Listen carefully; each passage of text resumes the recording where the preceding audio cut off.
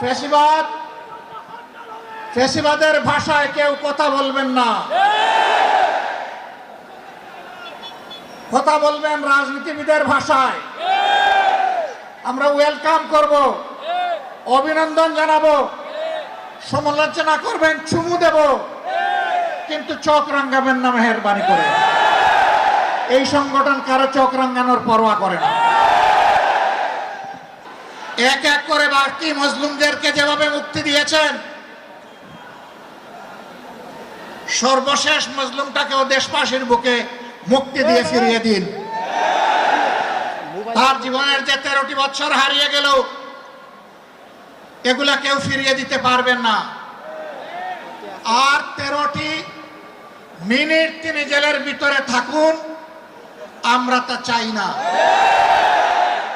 আমরা ভদ্র,